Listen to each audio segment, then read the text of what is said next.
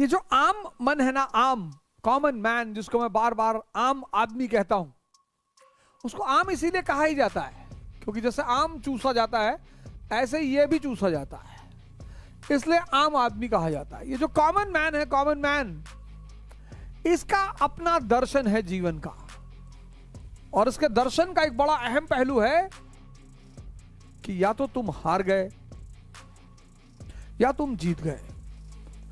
Either you are victorious और you are defeated. इसलिए तो आम आदमी है, ये कुछ होता ही नहीं, ना विक्ट्री कुछ होती है ना डिफीट कुछ होती है, होती ही नहीं सर। एरिस्टोक्रेसी बस यहीं पे नियम को बदल देती है, कहती है खेल चल रहा है, एवरीथिंग इज अ गेम, और जब एवरीथिंग इज अ गेम तो या तो विक्ट्री होगी या डिफीट होगी। ये जिंदगी को बहुत सीरियस ले लेता, बहुत सीरियस, बहुत, इसीलिए तो उसे बहुत कुछ नहीं मिलता।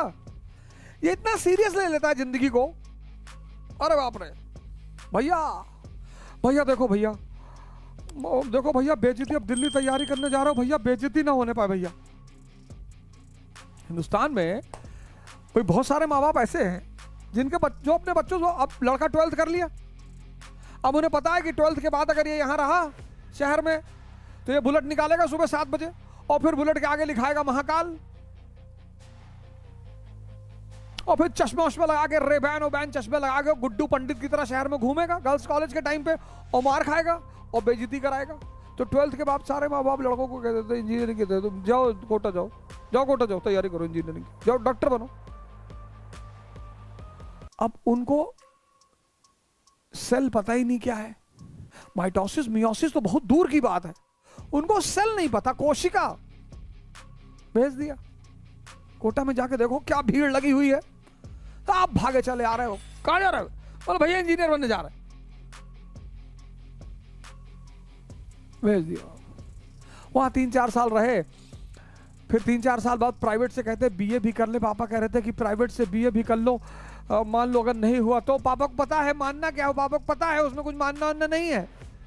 फिर वहां से 3-4 साल बाद लौट आए, पता चला नहीं हुआ, आए बोले बहुत रिजर्वेशन है और बहुत बहुत बेईमानी चल रही है, कहीं नौकरी है ही नहीं, मोदी जी सब नौकरी खा गए। पिताजी को लगा अब क्या करें, और उसी बीच पता लगा शहर में किसी शर्मा जी के बेटे का सिलेक्शन हो गया आईएएस में, और मीडिया ने एकदम, न्यूज़पेपर ने फ्रंट पेज पे छापा कि फला फला शहर का बढ़ाया गौरव, और टाउन हॉल में बुला के सम्मान समारोह और ये और वो, और जाके खड़े हैं। और पिताजी को लगा कि अब बहुत सही मौका आया है, तो पिताजी भी अपने बच्चे की तरफ पलटे कि तू हमारे फैमिली का सिकंदर, तू भी हमारा नाम रोशन कर, जा दिल्ली।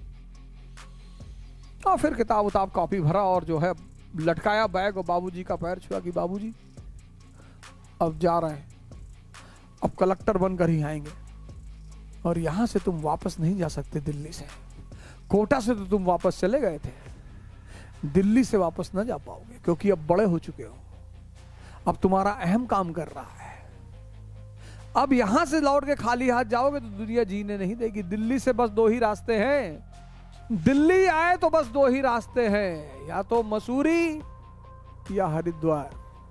वापस लौटे तो मोहल्ले वाले कमिश्नर साहब कह के जान ले लेंगे। समाज बहुत अजीब है।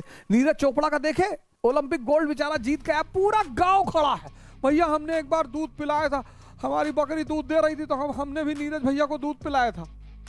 उनकी बकरी का दूध का एहसान है नीरज भाई पर। ये सब देखा करो वीडियो, पूरा पूरा गांव, पूरा पूरा शहर रास्ते में खड़ा है कि एक बार नीरज भैया जा रहे थे और हमको देख के मुस्कुराए थे। ऐसे तुम्हारे साथ भी होगा, और हार जाओगे ना तो इतनी गाली पड़ेगी, इतनी गाली पड़ेगी, और मजा दोनों में है।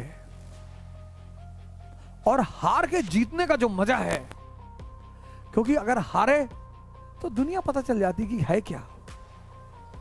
जो लोग जिंदगी में कभी नहीं हारते ना, वो जिंदगी के अंतिम समय में बहुत परेशान होते हैं, क्योंकि अंतिम समय में अगर यूटिलिटी खत्म हुई और दुनिया ने साथ छोड़ा तब जीना बहुत मुश्किल हो जाता है।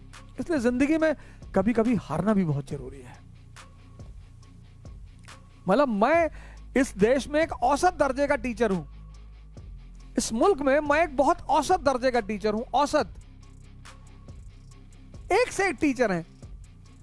अब आपको हजम करना ही नहीं है तो टीचर बेचारा ये खोलेगा हथौड़ी लेकर, सेव करेगा, उसमें संघर्ष से भाग रहे हो, दर्द से भाग रहे हो। रामचंद्र जी पागल हैं, 14 साल जंगल में रह रहे हैं। तुम्हें जंगल में नहीं रहना है लेकिन भगवान बनना है। जय श्री राम के नाम पर तो कितना बवाल मचा दोगे, लेकिन उनसे कुछ सीखोगे नहीं।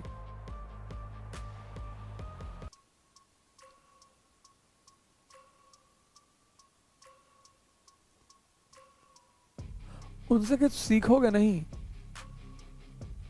और सीख लोगे तो महान हो जाओगे।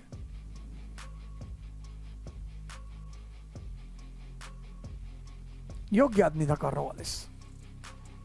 हार गया तो कोई बात नहीं, इतना जिंदगी में तुम बस जिंदगी में एक चीज छोड़ दो, विक्ट्री और डिफीट। तुम्हारी जिंदगी की 70% चिंताएं अपने आप खत्म हो जाएंगी।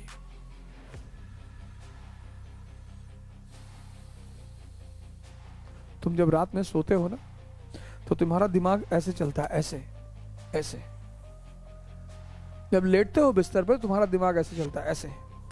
तो पहला फेस ये है कि आईएएस बन गए, मंत्री जी की बेटी शादी हो गई, गांव में सब लोग गए हैं, पैर पे लेट गए हैं, पूरी दुनिया वाह वाह कर रही है, तो तुम बड़ा चौड़े होकर लेटे रहते हो जब ये वाला फेस का सपना चलता है। तो फिर सेकंड फेस का सपना चलता है कि आईएएस नहीं बने, पापा घर से भगा दिए हैं, गर्लफ्रेंड छोड़ के भाग गई है, गुरुद्वारे के सामने बैठ के खाना खा रहे हैं, और तुम फिर सिकुड़े हुए सोते हो। तो मुझे किसी आदमी को सोता हुआ दिखा दो, मैं बता दूंगा कौन से फेस का सपना चल रहा है। और यही इसीलिए तो एरिस्टोक्रेसी उसके नियम है अपने, वो इनके साथ रहती ही नहीं। वो जानती यार फालतू के सिद्धांत जीवन में। मैं तो शिकार हुआ सर इसका, मैं तो सर इसका शिकार हुआ, तो बच गया। सौभाग्य से अच्छे गुरु मिल गए। तो कंपनी ने कॉर्नवालिस को हायर किया कि सरकार आप हमारी तरफ से हिंदुस्तान जाएं और आप ही संभाल सकते हैं हिंदुस्तान। उसने कहा जाएंगे, जरूर जाएंगे, कोई बात नहीं, एक शर्त है। बोले बताएं। कहा वीटो चाहिए। तो पहला गवर्नर